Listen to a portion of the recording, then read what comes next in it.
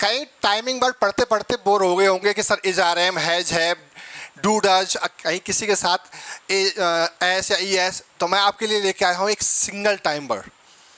क्या लेके आया हूँ? सिंगल टाइम वर्ड, जिसको हेल्पिंग वर्ब भी कहते हैं, जिसको लगाएंगे आप किसी भी सब्जेक्ट के साथ, चाहे वो सिंगुलर हो या प्लूरल हो।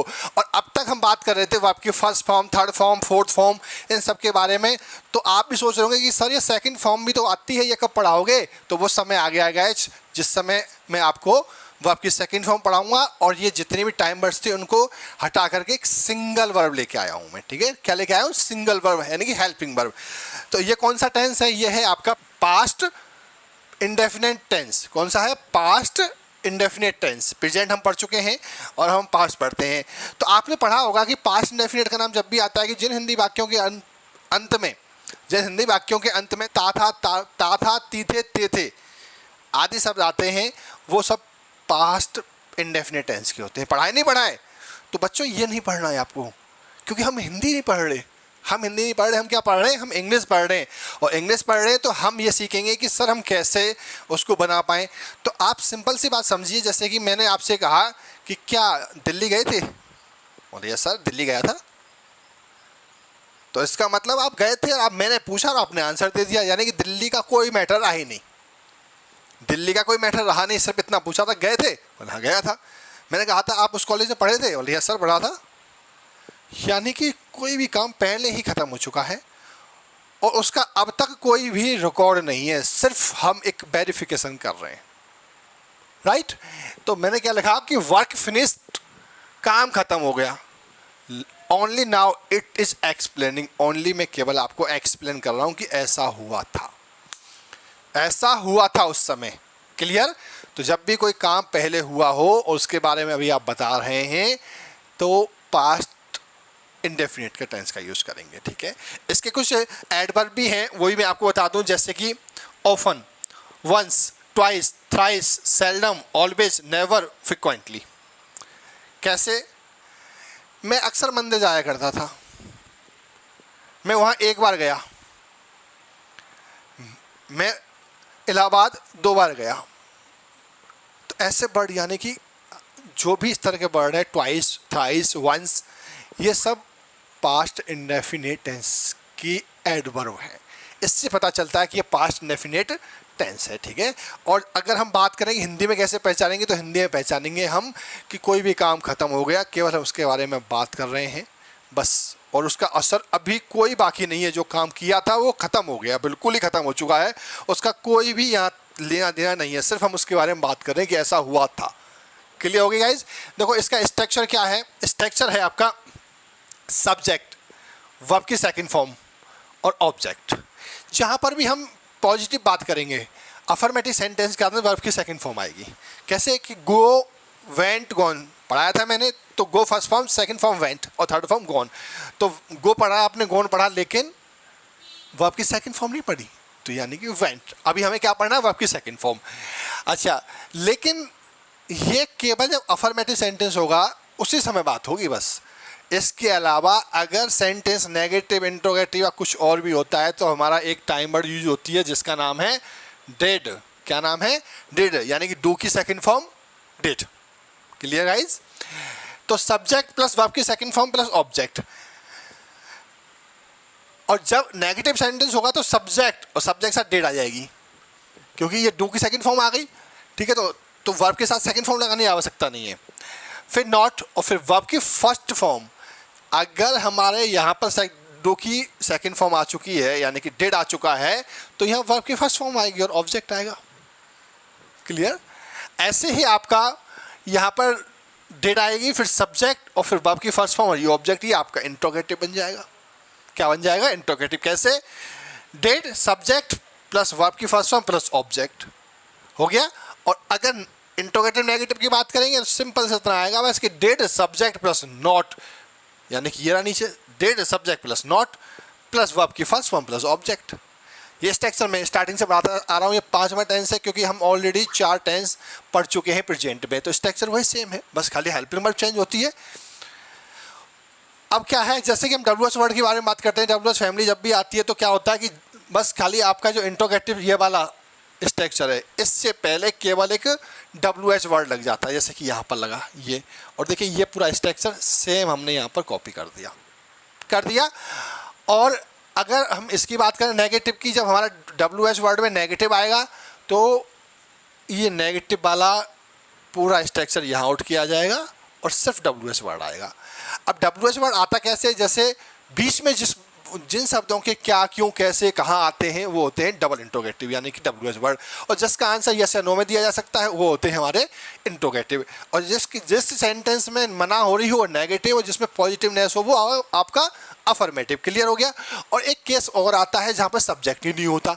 तो सब्जेक्ट ना होने की कंडीशन में क्या होता है कि जब पॉजिटिव बात करते हैं तो ये वाला स्ट्रक्चर लागू होता है इस पर, और जब हम नेगेटिव बात करते हैं तो ये डिड वाला लागू होता है। कैसे होता है ये इफेक्ट, जैसे कि WH वर्ड आ जाएगा, फिर आपकी वर्ब की सेकंड फॉर्म, फिर ऑब्जेक्ट, ऐसे यहाँ लिखा हुआ है वर्ब की सेकंड फॉर्म प्लस ऑब्जेक्ट। अब सब्जेक्ट ही नहीं है तो सब्जेक्ट की जगह हमने क्या कर दिया, WH वर्ड लगा दिया।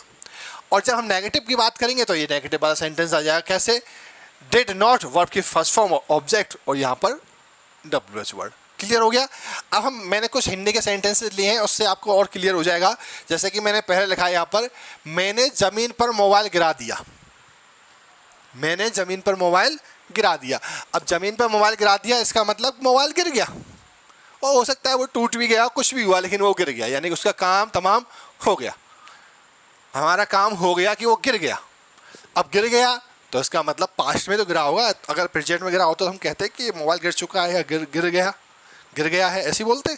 लेकिन अब पहले गिर चुका है तो क्या बोला हमने, मैंने ज़मीन पर मोबाइल गिरा दिया। अब गिरा देने को क्या बोलते हैं इंग्लिश में, गिरा देने का होता है ड्रॉप। क्या होता है, ड्रॉप। तो इसको हम कैसे बोलेंगे, इसको हम बोलेंगे मैं, यानी कि आई। अगर ये अफर्मेटिव है तो आई के बाद में कोई हेल्पिंग वर्ड तो आएगी नहीं, लेकिन गिराने की जरूर आएगी। गिराने की क्या होती है, ड्रॉप। ठीक है। क्या, मोबाइल, यानी कि मोबाइल किस पर, जमीन पर, ऑन द फ्लोर या फिर ग्राउंड। ठीक है, ग्राउंड, जमीन की ग्राउंड भी होती है, फ्लोर भी होती है यानी कि फर्श पर। ठीक है, और अर्थ भी होती है,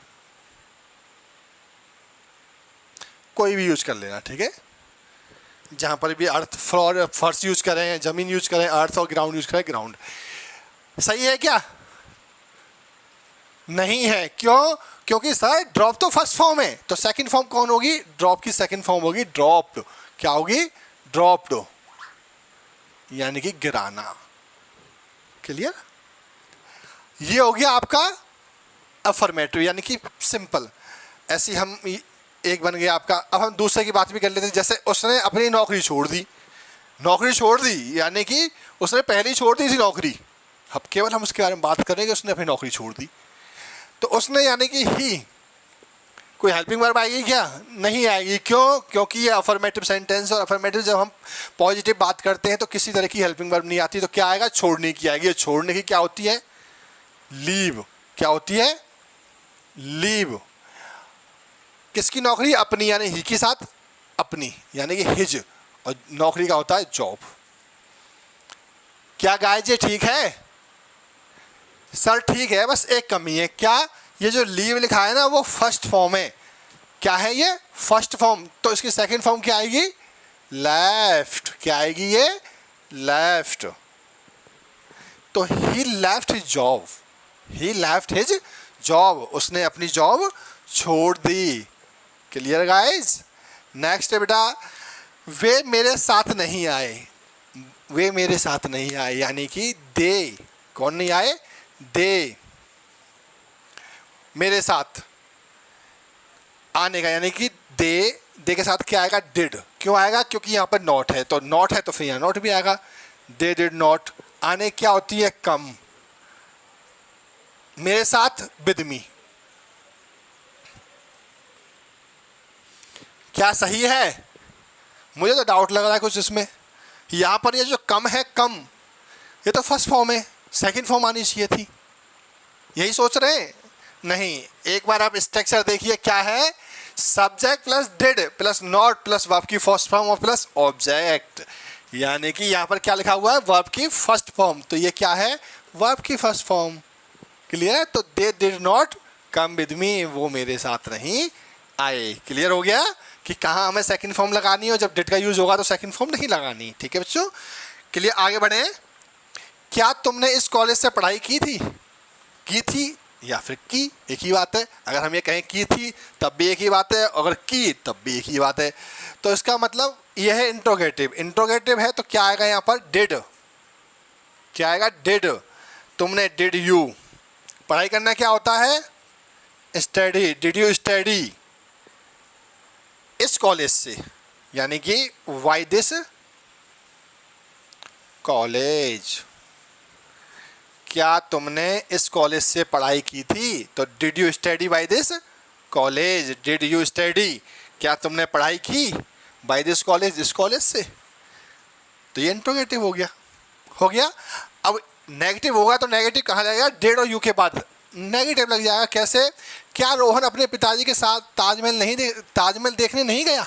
यानी कि रोहन के पिताजी जो हैं वो ताजमहल देखने गए, लेकिन क्या रोहन नहीं गया, हम ऐसा पूछ रहे हैं। किससे, रोहन के भाई से। तो रोहन का भाई क्या आंसर दे रहा है कि भाई इंग्लिश में कहो तब मेरी समझ में आएगी। तो इंग्लिश में कैसे कहेंगे हम, इंग्लिश में कहेंगे डेड। ये did Rohan, did Rohan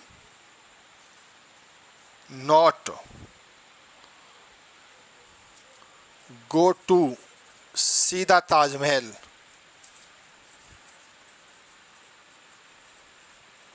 with his father.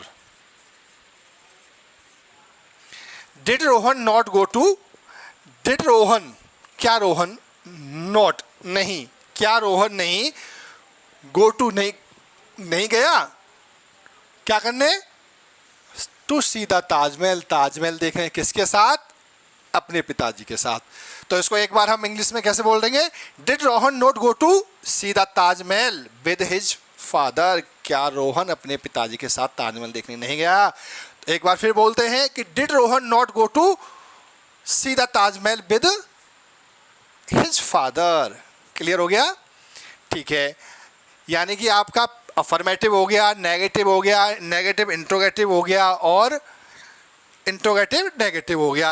अब बात ही आती है कि सर ये डबल इंट्रोगेटिव भी तो करा दीजिए। बिल्कुल, कैसे, तुम्हारा भाई उसके साथ क्यों गया था, तुम्हारा भाई उसके साथ क्यों गया था। तो कैसे बोलेंगे हम, सबसे पहले तो इसमें देखा हमने क्यों।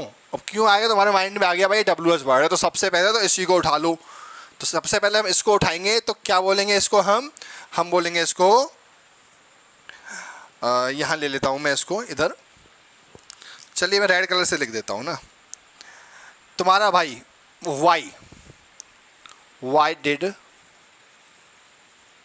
योर ब्रदर, तुम्हारा भाई क्यों जाना, go with him. Why did your brother go with him, तुम्हारा भाई उसके साथ क्यों गया था। Why did your brother go with him, तुम्हारा भाई उसके साथ क्यों गया था। ठीक है, तो why did your brother go with him माने उसके साथ जाना। क्लियर हो गया, यहाँ पर वाई आ गया और बाकी सेम रहा, did your brother go with him. Next, मेरे बाद यहाँ कौन आया था, यानी कि मेरे बाद, अब सब्जेक्ट की तो बात की नहीं है हमने, सिर्फ इतना बोला कि मेरे बाद यहाँ कौन आया था, यानी कि who did come, who did come after me. क्या ये सही है, क्या ये सही है, तो सही है, क्योंकि सर यहाँ पर हेल्प, ये आपका WH वर्ड आ गया, उसके बाद जैसे ही आया तो ये डेड आ गई और फिर कम आ गया और आफ्टर आ गया। सही है, लेकिन बच्चों हु के बाद डेड तब आता है जब वहाँ कोई सब्जेक्ट हो, और यहाँ पर कोई सब्जेक्ट नहीं है, तो सब्जेक्ट नहीं है तो यहाँ डिड नहीं आएगा। ये सेंटेंस कैसे बनेगा? ये बनेगा अफर्मेटिव की तरह, और अफर्मेटिव में कोई भी हेल्पिंग वर्ब नहीं होती। हेल्पिंग वर्ब नहीं होती तो कैसे बनाएंगे इसको? चलिए वो जान लेते हैं हम। तो इस डिड को हटा दीजिए भाई, ठीक है। तो डिड को हटाया हमने, तो कम, और कम की सेकेंड फॉर्म होती है कैम। तो who came here after me, मेरे बाद यहाँ कौन आया? Who came here after me, मेरे बाद यहाँ कौन आया? अगर आपको नहीं दिखाई दे रहा हो सही से तो एक बार रिजोल्यूशन बढ़ा लें, ठीक है। इसका नेक्स्ट है आपका ये काम किसने नहीं किया। ये काम किसने नहीं किया यहाँ आ जाएगा। क्यों आ जाएगा यहाँ पर? क्योंकि यहाँ पर नॉट आ गया, और नॉट तभी आएगा जब डिड आएगा। तो कैसे बोलेंगे इसको? किसने नहीं किया, यानी कि who did not do this work,